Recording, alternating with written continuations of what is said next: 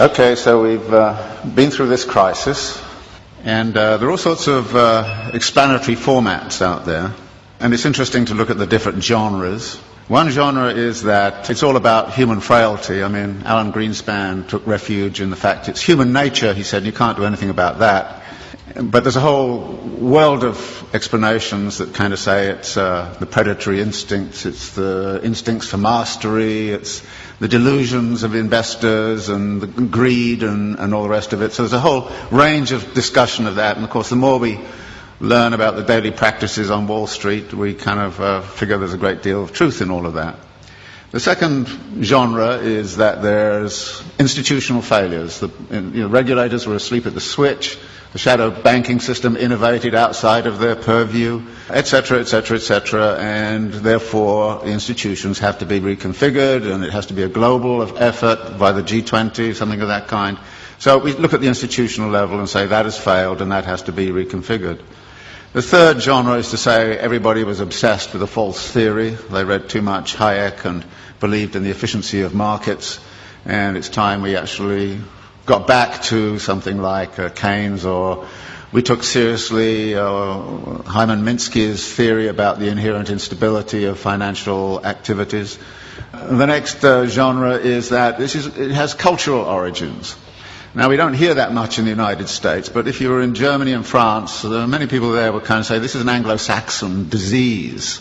And it's nothing to do with us. I happened to be in Brazil when it was going on, and Lula was kind of saying, well, first off he was saying, oh, thank God the United States has been disciplined by the equivalent of the IMF. We've been through it 8 times in the last 25 years, and now it's their turn. Fantastic, said Lula, and all the Latin Americans I knew, until it hit them, which it does.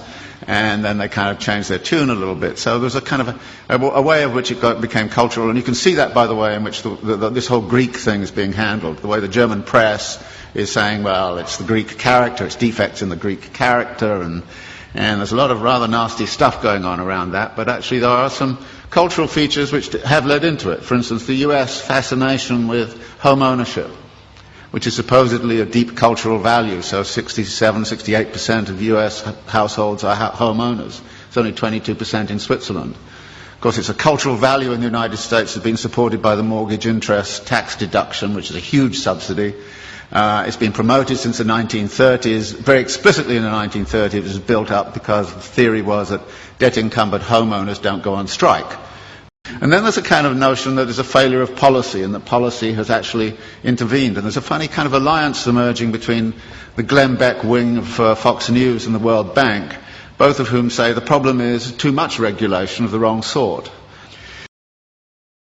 So there are all of these ways, and all of them have a certain truth. And skilled writers will take one or other of those perspectives and build a story and actually write a very plausible kind of story about this. And I thought to myself, well, what kind of plausible story can I write which is none of the above? Which is one of the things I always think to myself. And it's not hard to do, particularly if you're coming from a Marxist perspective, because, there aren't many people who try to do this analysis from a Marxist perspective. And I was really clued into this by this thing that happened at the London School of Economics about a year and a half ago, when Her Majesty the Queen asked the economists, how come you guys didn't see this thing coming? I mean, she didn't say it exactly that way, but, it's just the sentiment. And they got very upset, and then she actually called the governor of the Bank of England and said, how come you didn't see it coming? And then the British Academy put forward got all together all of these economists, and they came up with this fabulous letter to Her Majesty. And it was it was actually astonishing. It said, well, many dedicated people, intelligent, smart, spent their lives working on aspects of this thing very, very seriously, but the one thing we missed was systemic risk. And you say, what? And then it went on to talk about a politics of denial and all the rest of it. So I thought, well, systemic risk, I can translate it into the Marxian thing. You're talking about the internal contradictions of capital accumulation. And maybe I should write a thing about the internal contradictions of capital accumulation and try to figure out the role of crises in the whole history of capitalism and what's specific and special about the crisis this time around. And there were 2 ways in which I thought I would do that. One was to sort of look at what's happened since 1970s to now. And the thesis there is that in many ways the form of this current crisis is dictated very much by the way we came out of the last one. that the problem back in the 1970s was excessive power of labour in relationship to capital, that therefore the way out of the crisis last time was to discipline labour. And we know how that was done. It was done by offshoring, it was done by, Thatcher and Reagan, and it was done by neoliberal doctrine, it was done all kinds of different ways.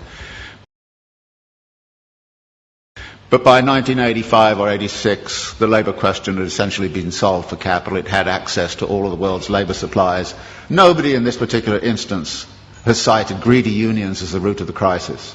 Nobody in this instance is saying it has anything to do with excessive power of labour. If anything, it's the excessive power of capital, and in particular the excessive power of finance capital, which is the root of the problem.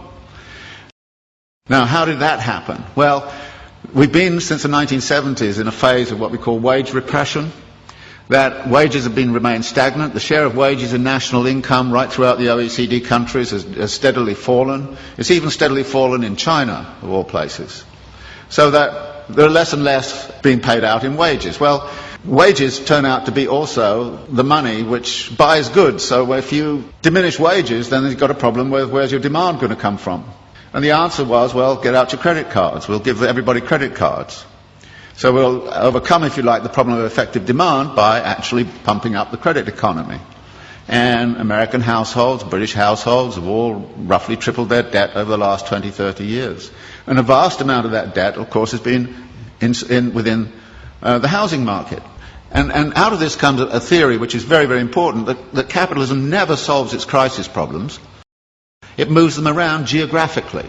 And what we're seeing right now is a geographical movement of that. Everybody says, well, okay, everything's beginning to recover in the United States, and then Greece goes bang, and everybody says, what about the pigs, And it's interesting. You had a finance crisis, which is in the financial system. You've sort of half solved that, but at the expense of a sovereign debt crisis. Actually, if you look at the accumulation process of capital, you see a number of limits and a number of barriers. And there's a wonderful language that Marx uses in the Grundrisse, where he talks about the way in which capital cannot abide a limit. It has to turn it into a barrier which it then circumvents or transcends. And then when you look at the accumulation process, you look at where the barriers and limits might lie. And the simple way to look at it is to say, look, the typical circulation process of accumulation goes like this. You start with some money, you go into the market and you buy labour, power and means of production, and you put them to work with a given technology and organisational form. You create a commodity which you then sell for the original money plus a profit. Now, you then take part of the profit and you recapitalise it into an expansion for very interesting reasons. Now, there are two things about this. One is there are a number of barrier points in here. How is the money got together in the right place at the right time in the right volume? And that takes financial ingenuity. So the whole history of capitalism has been about financial innovation. And financial innovation has the effect of also empowering the financiers. And the excessive power of the financiers can sometimes, they do get greedy, no question about it. And if you look at financial profits in the United States, they were soaring after 1990. They're going up like this.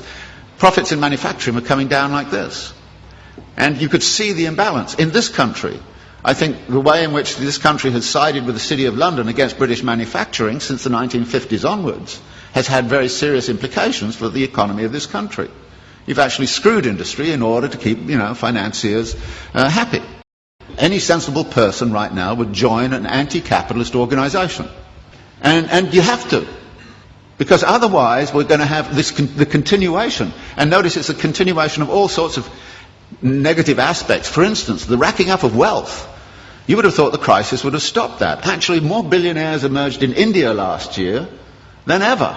They doubled last year. The wealth of the rich, I just read something this morning, in this country has accelerated.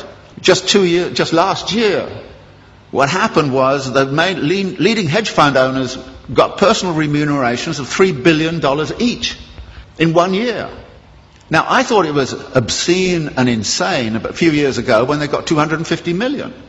But they're now hauling in 3 billion. Now, that's not a world I want to live in, and if you want to live in it, be my guest. I don't see us debating and discussing this. I don't have the solutions. I think I know what the nature of the problem is.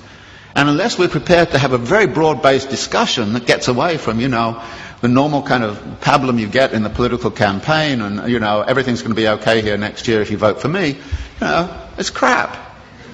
You should know it's crap, and say it is.